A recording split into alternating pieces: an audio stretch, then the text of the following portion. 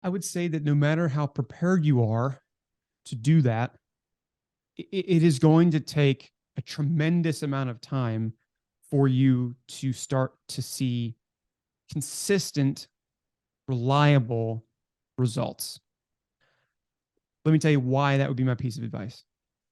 I entered into this world basically by force, in my opinion. I had this skill. I knew I could monetize it.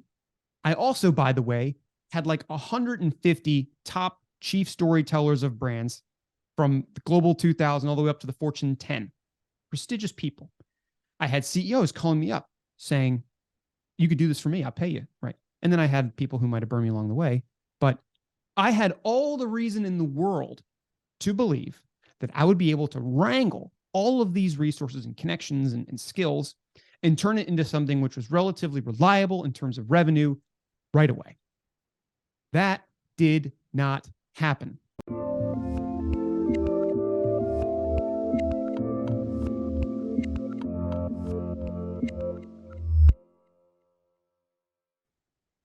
Hey everyone, this is Devin Miller here with another episode of The Inventive Journey. I'm your host, Devin Miller, the serial entrepreneur that's grown several startups into 7- and 8-figure businesses, as well as the founder and CEO of Miller IP Law, where he helps startups and small businesses with their patents and trademarks. You ever need help with yours, just go to strategymeeting.com, grab some time with us to chat, and we're always here to help. Now, today we've got another great guest on the podcast, Adam Connor. And Adam grew up in Baltimore and went to high school there, was heavy into speech and debate, graduated in 2010 and then went off to Harvard and got a degree in economics. Also worked at the school's newspaper and did some acting as well and learned how to sell ads with the newspaper and went into sales after Harvard. He worked, or the business he was working for doing sales got acquired by MasterCard. Stayed there for about 3 years and then joined a startup for a couple of years. It was in the customer service industry. Also started doing a podcast on the side. In 2020, that startup closed, and so he decided to do his own thing, which led to what he's doing today. So with that much as an introduction, welcome on the podcast, Adam. And that's it. Yeah, everybody, that's the whole story. See you later. Yeah, I'm good. Thank you for having me on here. You know, as many times as I've sat in the host chair, which is hundreds, I've only been in the guest chair now, thanks to you, 3 times. So I'm glad to tell a little bit of the story here. Hopefully provide an interesting chunk of time here for your audience. Awesome. Well, excited to have you on and look forward to a great discussion. So now I took your a much longer journey and condensed into the 30-second version of it, but why don't we rewind and unpack a bit? Sure. So tell us a little bit about how your journey got started in Baltimore. Well, Baltimore born and bred, which for somebody today living in Pittsburgh is a bit of a weird thing, but it's home. I love it. And I was there all the way until, as you noted, 2010 when I shipped off to college. And then I came back to the area a little bit for work. But yeah, that's my home stomping ground. I could talk about it all day. But the most important things, you know, that I think I took away from my time there were, you know, other than being raised, obviously, was that time that I spent in high school. Formative years for everybody, but for me, really solidified a couple of things that I was really excited about. Performance was one, public speaking was another. I didn't really do much like job work. I didn't have my first job until I was in college, so I can't say that I was yet molded into like a sales track or even a business track. I knew I wanted to do something someday, but what I was most focused on between, I guess, the ages of 15 and 18 was learning to present as effectively, efficiently, and emotively as possible. And so that, I guess, if I were to like, in the context of today, sum up what was most important about my time in Baltimore, excluding being raised by my family and making great friends and all that, that piece of my character is what has stuck most to 31-year-old Adam today.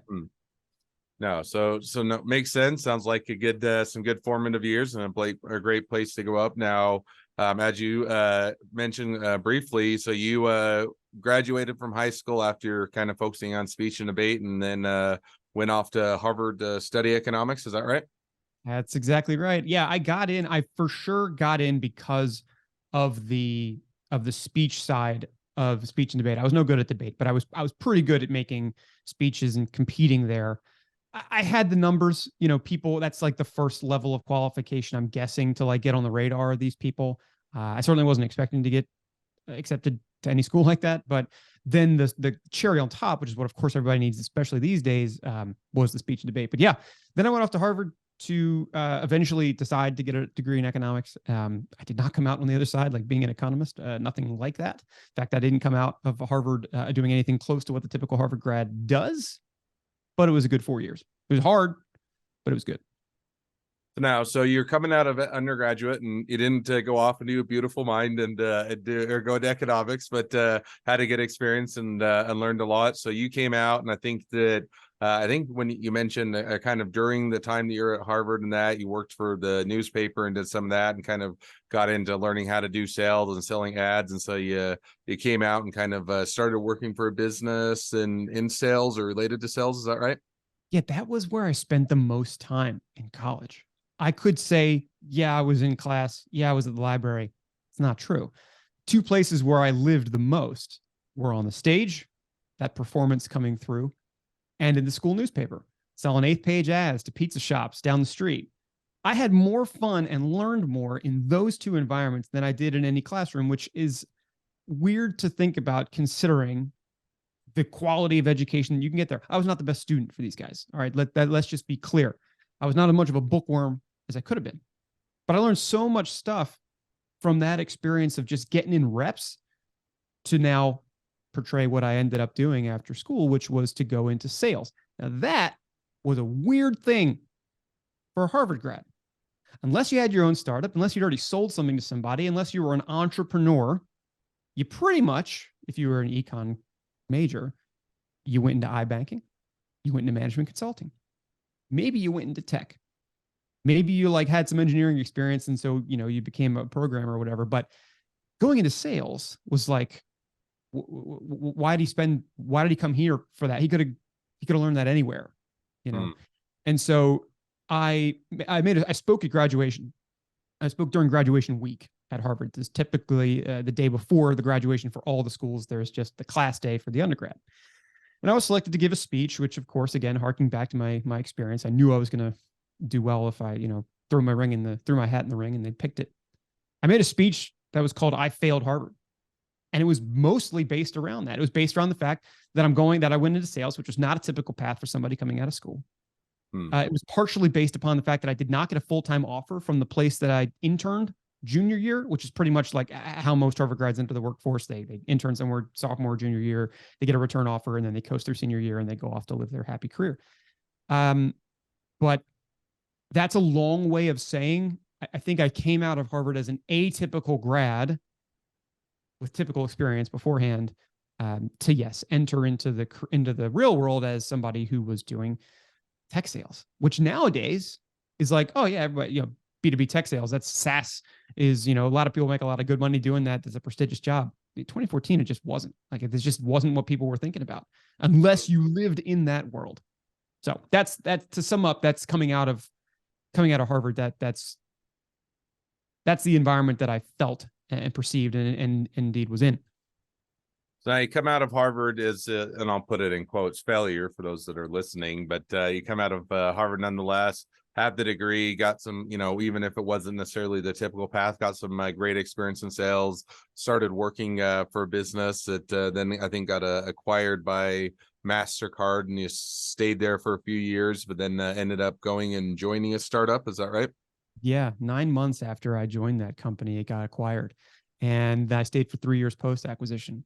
It was a really formative time. A year into that job, I was nearly fired. I got put on a PIP, which for people who don't know is a performance improvement plan.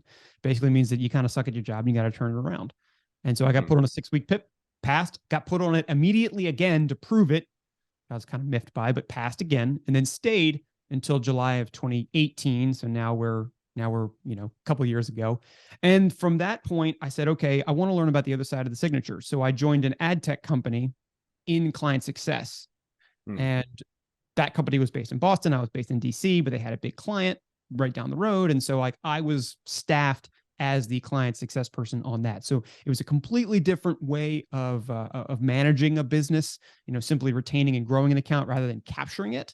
But I thought it was important just to get a full view of like the customer cycle. And so that's why I took that gig ultimately and was there for 2 years, which point the podcast started to creep in, and we'll get to that. But yeah, that was the next step. Went from a company that has been acquired by MasterCard, which has thousands of employees all over the world, to a company that had roughly 11 at the time that I joined and had one WeWork in Boston. So yeah, it was definitely a change. No, sounds like it, but sounds like it was a good ground for be able to get a lot of good experience and otherwise kind of see the other side of the coin, so to speak. So now, as you worked there for a couple of years, you mentioned you started to get into podcasting and started to just do that. I think as starting out as a side hustle, but kind of walk us through what was the journey as you're at the startup, doing the side hustle, and otherwise going down that route. Yeah, so I started podcasting in early 2017, late 2016, just because I wanted to build up a content discipline, and this is before the startup. And honestly, the reason why I did it, Devin, is because I was a traveling salesman and I didn't have a consistent set with a camera. I really wanted to be a YouTuber, which is a weird thing again for a Harvard grad, 24 years of age to say. But that's what I wanted. And so I decided, well, podcasting, one less thing to worry about, right? Wrong. Anybody who's been in this world knows that it's like equally as difficult to set something up as quality as you want in any medium. But I did that for like 100-ish episodes of this podcast, just on the side, interviewing people, frankly, starting with classmates that came out of Harvard that had done super successful things, people who had made Forbes 30 under 30 list, which at the time was something which was, I think, carried a little more positive of a connotation than it does today, considering a lot of people on that list are more likely seen as a source of fraud than funding. But regardless, then in 2018, I said, okay, I got this podcast experience. I'd sort of like laid off the personal podcasting side because I was, putting my full brain into the startup. And even though I was in client success, man, that sales engine just kept ticking. And I'm looking around like, what could I possibly do to like contribute there as well? Because it's like a startup. Everybody's got their hands in a bunch of different stuff. So in the first meeting I had with the senior leadership team, which was later in 2018, I said, listen, how are you all like marketing this thing today? Because it's a small startup. We started out with like friends and family, like, oh, I know an executive here, or I'm connected with a board member there. You get your first couple of deals, you have your seed as a startup, right? But beyond that, there wasn't a whole lot going on. There wasn't really a huge sales team. There was like 2 salespeople at the time that I had this conversation. And so, you have as much scale as you have with 2 salespeople. And I said, well, I got this like craft on the side, this podcasting skill, and like I've been using it to get stories out of business leaders before. That was just because I was impressed with them, but maybe we could just target this towards people that would like presumably buy the thing that we're offering. And again, this is 2018. It's weird to think about because 5 years ago, this really wasn't prevalent at all. But everybody said like, let's try it. So I used those same friends and family. Oh, I know a board member here, an executive there. And I put together 3 episodes of this podcast, which was called Authentic Influence, for this startup. And it proved to be an insanely efficient tactic for getting our target audience in the door and building a community with that target audience, which for that company was chief marketing officers. That ran for 125 episodes between October, Halloween 2018, and August of 2020 when that startup closed. It was an incredible lead magnet. I learned a ton. And by the way, the chief storytellers of these brands that I was interviewing on the other side of the table weren't so bad themselves.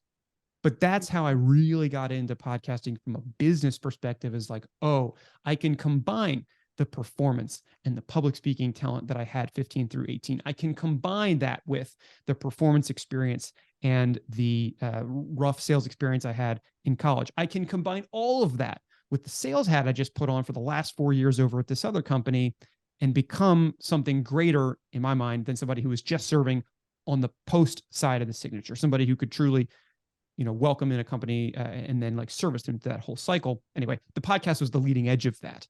And it became a really powerful tactic, and is something that after 2020, I was like, I'd like to keep doing that, even if it's not for that startup. So now how did you transition that into the full-time business, or what you're doing today? In other words, you started out, did the podcast on the side, start doing it for another business, and then kind of where did that take you, and kind of where did that lead you to today? Yeah, it started with an extremely hard landing. So August of 2020, the startup unexpectedly, at least to me, closes. All right. Now, it just so happens that at the time, and I'm going to talk a little bit about where my mental state was at the time and then speak about how that flowed into the early days of the business.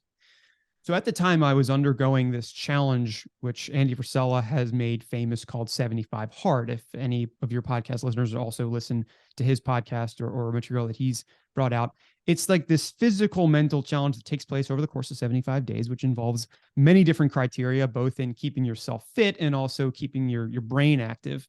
And I had never done anything like it before. And I had all the time in the world because it was 2020 and not a whole lot was going on outside of the house. So I could really focus. Day 75 of the challenge. I'm finishing the challenge. I've got this new perspective on life. I've really accomplished something I'm proud of. Bang. Same day, startup announces that it's closing. All of a sudden, I don't have a job anymore. I don't have a job anymore in the most qualified unemployment line that we had probably had in the last, 20 years since the dot-com burst. I'm not sure, but certainly not an environment that I wanted to step in with this brand new mental lease on life after having accomplished this other thing. So hard landing ensues. I got basically 6 weeks unemployment. I forget how much we got at that time. And so I'm thinking, how can I real quick turn around, figure out something else? I don't think I want to go work for somebody else. I think I'd like to try and spread this discipline that had just really worked for this startup. We got more leads than we knew what to do with. We just didn't have a product market fit. And also, by the way, there was a little other something happening in 2020 that slowed everything down. But I knew what I did worked. So how was I going to turn that around before the 6 weeks was up, before I had to start applying for something else? Unfortunately, at the time, I also had a vacation plan. So all this happened, and then I went straight to the beach, straight where I'm going this weekend, actually, right after this conversation. I'm going to go to the same place. And that gave me a lot of time to think. A CEO called me up on the beach, CEO that I had interviewed as part of this podcast, and said, "Hey, I heard about the startup closing." I was like, "Yeah, I know." It didn't seem so bad because I was on the beach, but I was like, "Yeah, I'm just trying to figure out what to do." And he said, "Well, I thought that was a really interesting way to get me involved with your company, even though we didn't ultimately do business. Could you build that for me?" It's about a week after this whole thing had fallen apart. So I said, sure, yeah. And without having any idea about how to price it, without having any idea about how to actually do it for somebody else, without having done it for 2 years, I said, yes, I'll do it. And so I went in and I built this show. It was a 12-episode limited run. The CEO of the company was the host. And we went out and we got chief HR officers, chief people officers is who he wanted. And so because he ran a snacks business and it was a great B2C business, but he wanted to build a B to E business, which was, can I sell like the Googles and Microsofts of the world and through that gain access to their tens of thousands of employees and use it as like an HR benefit and I get snacks to deliver to these people. They're office solutions. He wanted to build up the B2B side of his business by doing that. And so it worked out fantastically well. He got connected to all of these different CHROs. Within a year, that business was actually acquired by a company that was right down the street from my first job. Because of the strength of their office presence, which I don't want to say was because of the podcast. It certainly wasn't, but it was certainly a spark to help build that side. And so that gave me a little bit of confidence. Okay, I can do this again. I can reproduce this again. And though the medium has evolved over time, and though the tactic has become a little more prevalent than it was in 2018 and in 2020, that's how the business got started. I started my own show for myself. I relied on a lot of those CMO connections I'd made over the previous 2 years. And like slowly but surely, that hard landing became more of a rollout into something kind of a slog, probably for the next 2 years of, okay, I think I can. I think I can. All right, I've proven I can. All right, maybe I will. Okay, I will. That's where we are today. No, it sounds like an awesome journey and plenty of pivots and learnings along the way, and definitely a fun time. So, well, now as we're already reaching towards the end of the podcast and the present day of your journey, always more things that we could talk about. So we'll have to have you back onto one of the sister podcasts. But at least for today, as we're reaching the present day, great time to transition to the two questions I always like to ask at the end of each journey, which is first question is, along your journey, what was the worst business decision you ever made and what'd you learn from it? Yeah, this one's easy for me. So it was the first, I didn't know it was a bad business decision at the time. After having built that show for the person with the snacks brand that ended up working incredibly well for that person from an enterprise perspective, I got a much bigger shot at a business which was looking to gain access to chief revenue officers. This was a sales tech solution. Felt a little closer to it because I've never been in the HR world, but the discipline was the same. Use a podcast, get C-level executives on, turn them into leads. And I said, great. I knew what to price myself at that point. And I signed this small six-figure deal. And I say small because it's a lower six-figure deal these days. It would be great to have that kind of business all the time. But at that time, it was like looking from zero to that was like, oh my God, this is crazy. And I hit the ground running. And we did a full slate of 24 episodes with incredibly smart, savvy, innovative SaaS CROs. It was an incredible show. I really enjoyed it. I learned a ton about sales. I'm actually glad that was what I got because I was the host for the show. The mistake was continuing to produce that after getting early indications that this guy was not going to pay. In total, I got burned out of 90 grand of that deal. And it was a crushing blow once I finally resigned myself to the fact that that check was never coming in the mail. What did I learn from it? First of all, I learned to qualify opportunities a hell of a lot more. I learned to be a lot more skeptical up front. I learned to be a lot, I don't want to say like less forgiving or empathetic, but certainly a little more firm on this has value. I need you to invest in this along the way because it has value.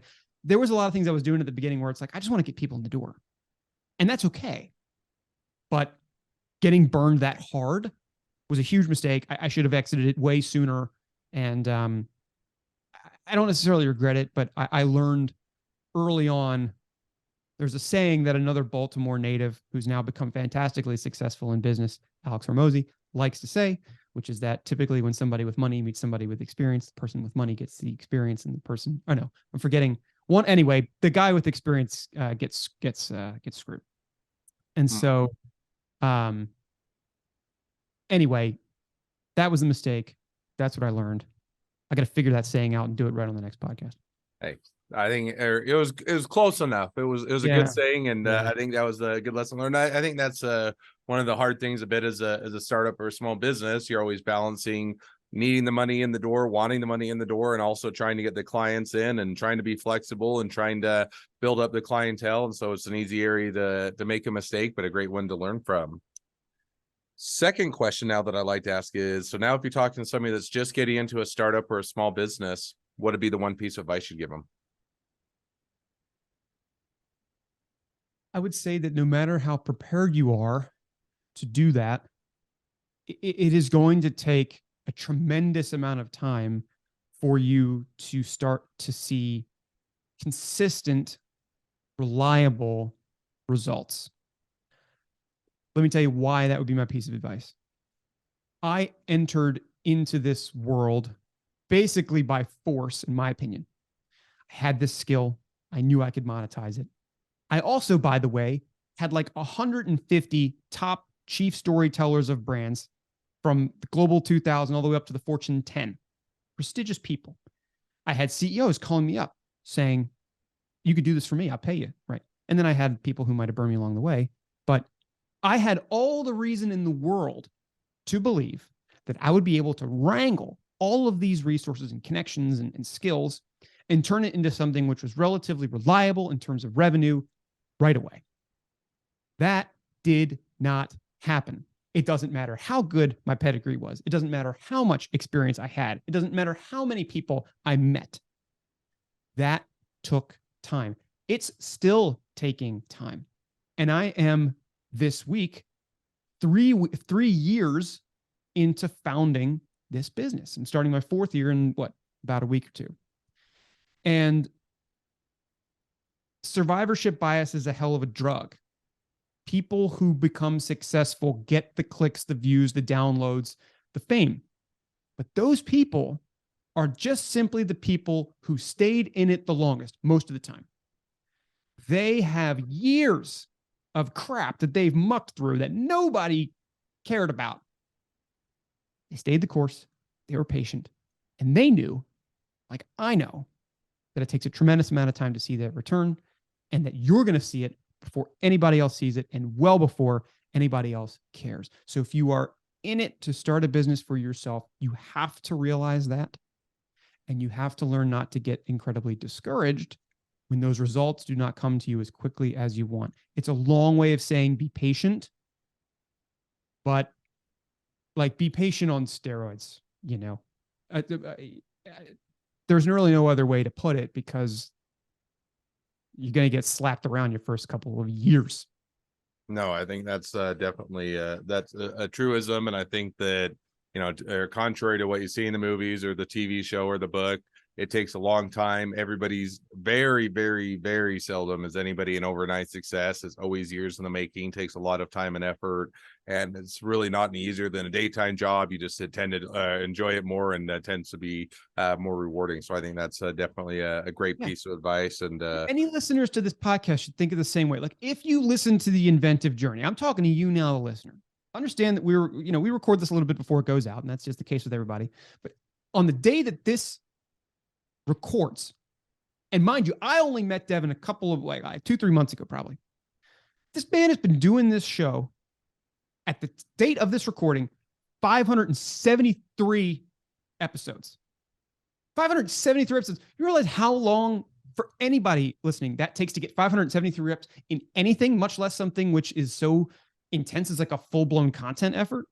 Devin, how long have you been in business? How long have you been running Miller IP Law? 4.5 years. Okay, and how long into that journey did you finally feel that okay, I'm actually getting traction? 2 or 3 years in. I always feel like I'm still always working to get more and more traction, but yeah, exactly. Probably before you felt or started to really make headway, it was 2 or 3 years in. Exactly. Even if you did a new podcast every single day for 500, you'd have to do that every single day, including Christmas, for like a year and a half, basically, like at minimum. And of course, it's not exactly how it works here. But the point is that it takes an incredible amount of effort. Like you're one of like 8 billion people in the world, man. Like if you're not willing to like wait it out, then like you're probably not sorted out for it. I wasn't. I was a real pansy for the first like year or two. I was like, why isn't it working? And it just, this takes time and it takes effort, but I think it's a great piece of advice is people should keep that in mind as they're getting a business going. So, well, now as we do wrap up the episode, if people want to reach out to you, they want to be a customer, they want to be a client, they want to be an employee, they want to be an investor, they want to be your next best friend, any or all of the above, what's the best way to reach out to you, contact you, find out more? I like the way you worded the question. See, I've been taking notes from this as like how I might host podcasts in the future, and that was a good way to round that out. Well, I am everywhere on socials at Adam on Brand, and then my business is called Authentic Avenue, AuthenticAvenueMedia.com. Bit of a mouthful. Authav.com is a good shortening of that, AUTHAVE.com. And what I do today for folks, just so that you know, I work in podcast, I work in video, essentially build content engines, turning an hour of your time into a month of content, or alternatively, turning a week of your time into a year. And so if that's interesting to you, if you're in professional services, which is especially where this works, feel free to reach out, adam@authav.com or anywhere on social. Awesome. Well, I definitely encourage people to reach out, make a new connection, support a great business. If nothing else, make a new best friend. So with that, thank you again, Adam, for coming on the podcast. It's been fun. It's been a pleasure. Now, for all of you that listeners are out there, if you have your own journey to share and you'd like to be a guest on the podcast, we'd love to have you. So let's go to inventiveguest.com, apply to be on the show. A couple more things as listeners, make sure to click share, subscribe, leave us a review, helps us reach even more startups and small businesses to help them along their journey to success.